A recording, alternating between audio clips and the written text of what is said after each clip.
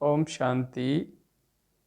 आज बाबा के 11 फरवरी 2021 के महावाक्य है साकार बाप दादा के। बाबा ने आज कहा, मीठे बच्चे, प्राणेश्वर बाप आया है तुम बच्चों को प्राण दान देने के लिए। तो प्राण दान मिलना अर्थात तमो प्रधान से सतो प्रधान बनना है। बाबा ने आज बताया कि प्राण दान मिलने का मतलब है तमो प्रधान से सतो प्रधान बनना। फिर आज बाबा ने प्रश्न में कहा, ड्रामा के हर राज को जानने के कारण कौन सी सीन तुम्हारे लिए नई नहीं है? कौन सी ऐसी सीन है जो तुम्हारे लिए नई नहीं है? तो उत्तर में बाबा ने कहा, इस समय सारी दुनिया में हंगामे हैं, विनाश वाले विपरीत बुद्धि बन अपने ही कुल का खून करने के लिए अनेक साधन बनाते जा रहे हैं।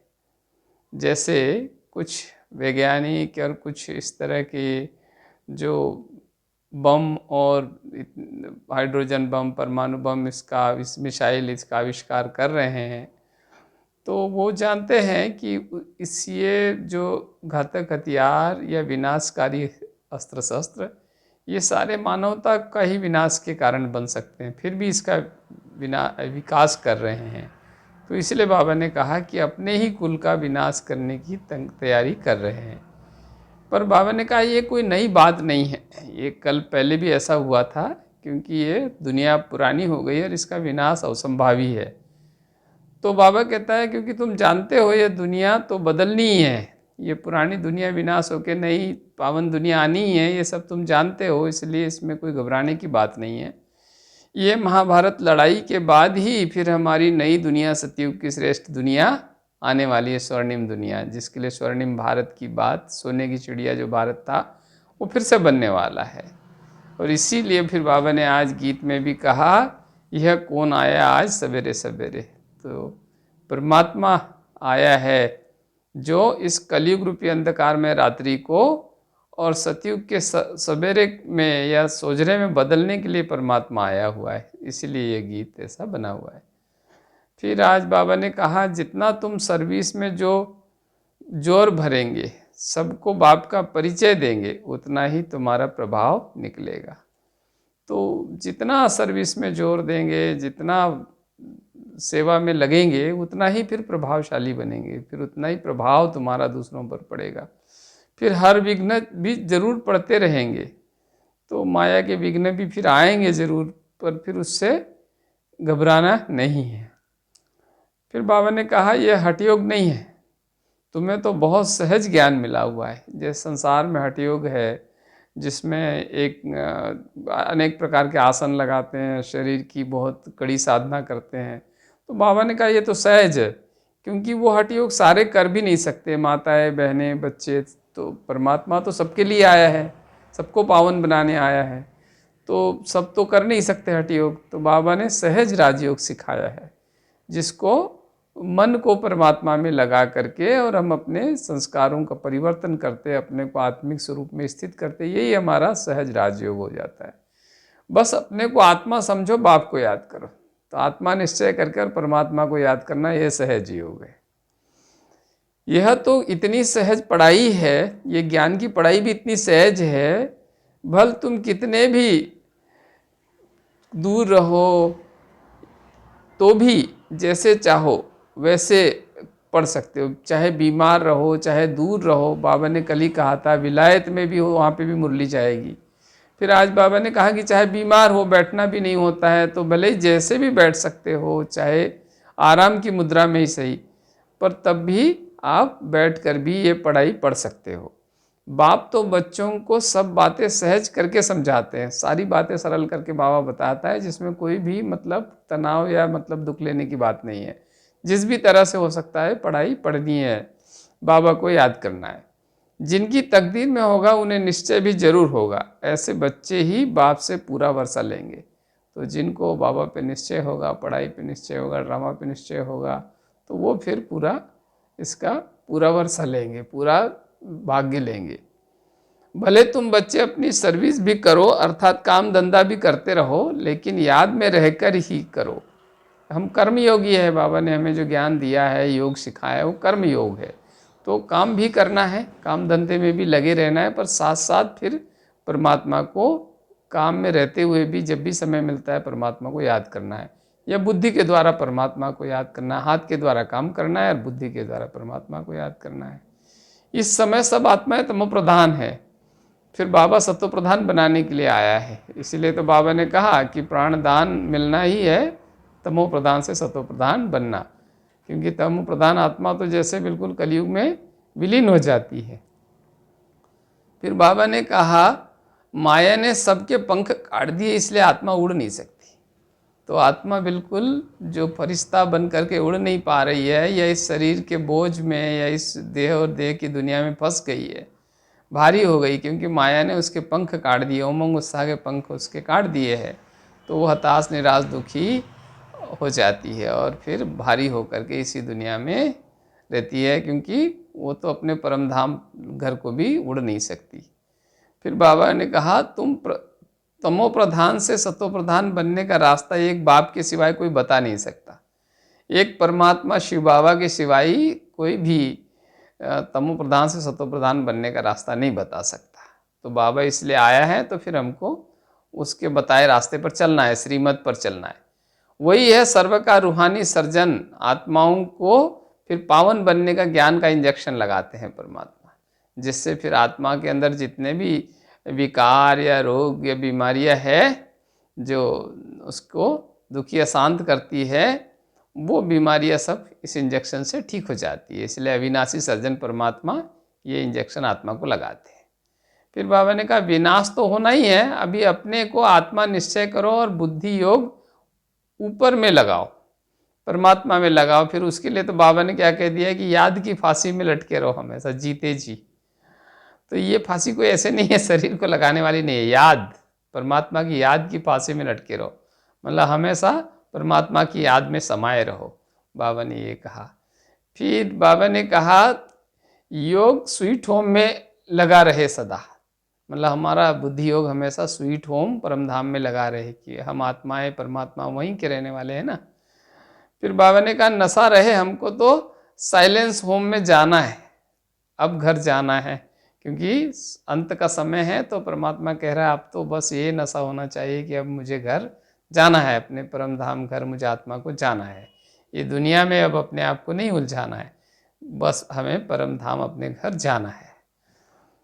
फिर बाबा ने आज सार मुरली के सार में कहा ये पुरानी दुनिया विनाश हुई पड़ी है, इसीलिए इससे अपनी आप को अलग समझना है। तो अब जो दुनिया विनाश हुई पड़ी है, बाबा तो त्रिकालदर्शी है, त्रिलोकीनाथ है, तो वो तीनों कालों को देख सकता है, वर्तमान भूत भविष्य। तो इस दुनिया का भविष्य देखकर बाबा कह रहा है ये तो दुनिया विनाश हुई पड़ी है, तो फिर इसमें अब बुद्धि योग मत लगाओ।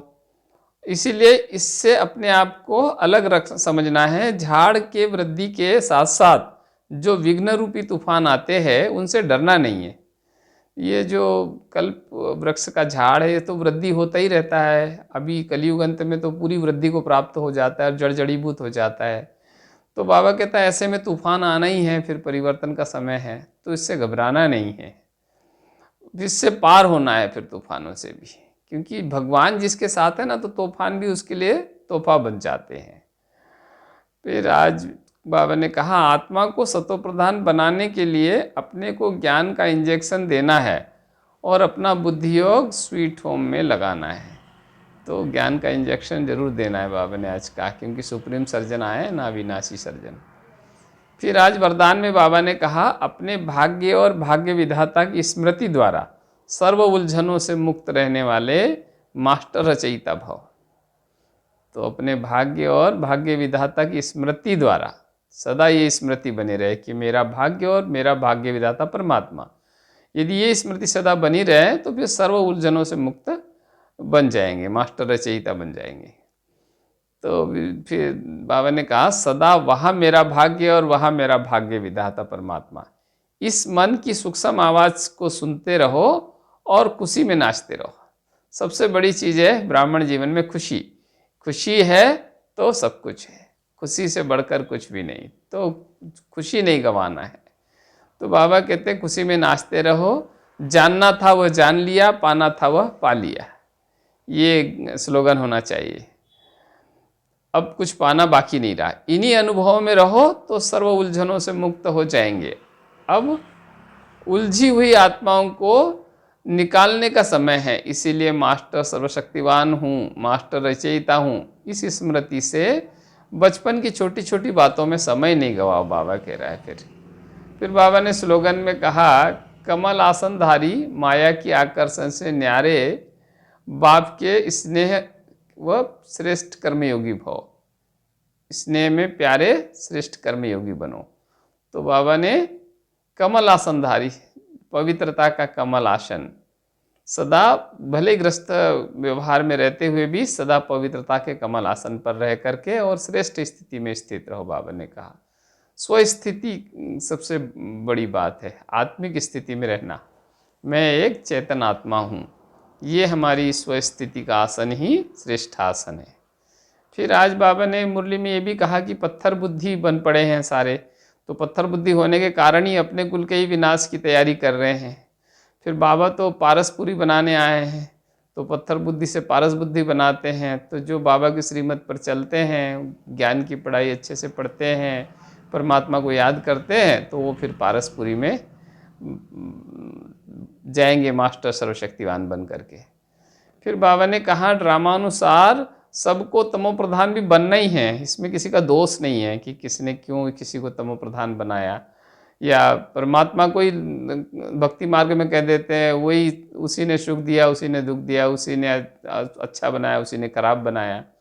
तो बाबा कहते ऐसे नहीं है। बाबा को फिर कहते कहते परमात्मा सर्वव्यापी है। तो फिर आज बाबा ने कहा मैं किसी मनुष्य तन में नहीं आता हूँ, या मतलब मैं मनुष्य, कोई भगवान नहीं हो सकता कोई मनुष्य। तो मनुष्य तन में जरूर आता है परमात्मा, पर मनुष्य कोई भगवान नहीं हो सकता। परमात्मा तो एक ही है, वो शिव निराकार है। और फिर इसीलिए बाबा ने कहा सर्वव्यापी जो कहते हैं ना, वो भी एक बड़ी भूल है, क्योंकि भगवान सब में नहीं है, कन कन में नहीं है, वो तो परमधाम ब्रह्मलोक का रहने वाला है। इसीलिए तो उसको हम याद करते हैं तो ऊपर की तरफ इशारा करते हैं कि तू पार ब्रह्म परमात्मा, तुम सबके स्वामी। तो फिर वो कन कन में कैसे हो सकता है? फिर कन कन में तो यदि कन कन में भगवान होता तो फिर कोई दुख पा रहा है, कोई दुख दे रहा है, तो दुख देने वाला भी भगवान नहीं हो सकता, दुख पाने वाला भगवान नहीं हो सकता। फिर बहुत सारी चीज़ें तो ऐसे जिनका रूप बदल दिया जाता है, तो फिर उन कनों में भगवान तो नहीं है, भगवान का रूप कोई नहीं बदल सकता, वो तो स्वयं सर्वशक्तिमान है। तो इस तरह से परमात्मा, फिर ये सारे जो जीव जंतुओं में यदि परमात्मा है तो फिर उसमें कुछ तो ऐसे भी है जो शिकार करके दूसरे जीव जंतुओं को खाते हैं, तो क्या एक भगवान दूसरे भगवान को खा सकता है?